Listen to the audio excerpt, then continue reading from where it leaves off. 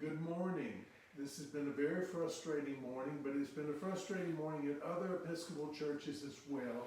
Zoom must have a worldwide problem, and we have to do updates. We'll get everything hopefully set for next week. But now, hear the gospel lesson for the 6th Sunday of Easter. Jesus said, "If you love me, you will keep my commandments. And I will ask the Father, and he'll give you another advocate to be with you forever.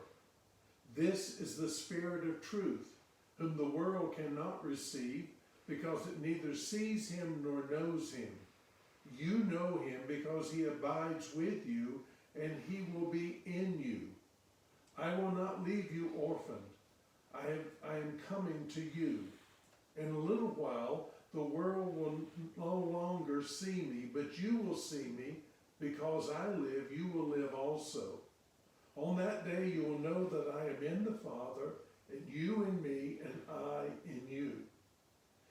They who have my commandments and keep them are those who love me, and those who love me will be loved by my Father, and I will love them and reveal myself to them." The Gospel of the Lord.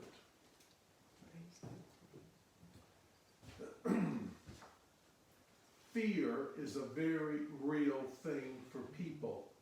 I was mowing my lawn yesterday with my little electric lawnmower, and I got to this point and there was a huge snake in my path.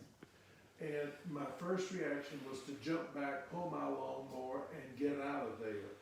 Then I realized it was our black snake that we like to keep around the house, but just seeing a snake, my first reaction was fear. I don't know, as a parent, if you've ever been in a situation years ago, maybe with small children, when one disappeared in the mall, in a park. You know, that moment of panic you have when that child is gone. I remember vividly as a child, and I don't remember what age, but I was shorter than the racks of clothing, so I was going through the J.C. Penney store downtown Winston-Salem. My mom couldn't see me, the clerks couldn't see me, but I was having a great time just going through all the racks. My mom was in a pure panic. And that was a few years ago, not like today. Loss is very real. Fear is very real. And we have a lot to fear these days with this virus. This thing is not over. And North Carolina had 800 new cases this week. I mean, from Friday to Saturday. We are not over with this thing. And there's a great deal to fear. In the passage today, Jesus is in the upper room with the disciples. He knows that they will be full of fear.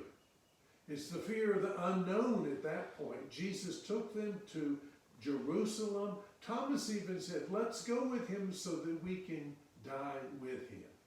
So there was a great deal of fear. And after the crucifixion, they were very afraid. John says they were in a room locked for fear of the Jews.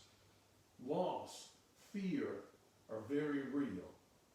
Two things in this passage jump out at me. The first is, Jesus says very plainly, "I will not leave you alone. I will send the Holy Spirit, another advocate, someone who will be with you, speak for you, advocate for you." And then he also says, "If you love me, you will obey my commandments." Love God, love neighbor. This is an active love, not thinking, it's doing.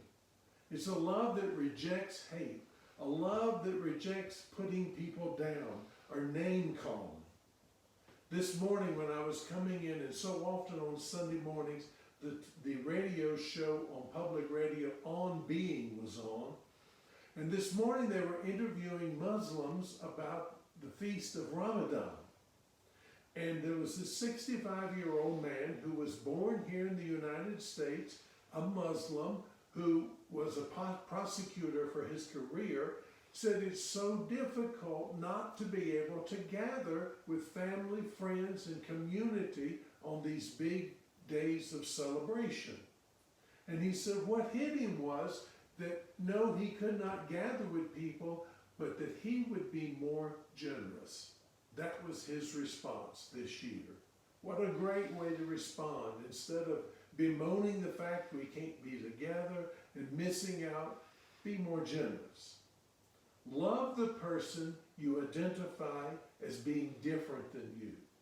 Love the person that you probably dislike, or maybe even would say you hate. That person that you identify, Jesus says, is your neighbor. We are never alone, Jesus says, in our fear, in our loss, in our times of worry. We're never alone. And we are to share God's love and God's grace with everyone. Now the grace, mercy, and peace of God, Father, Son, and Holy Spirit, be with you now and forever. Amen. It looks so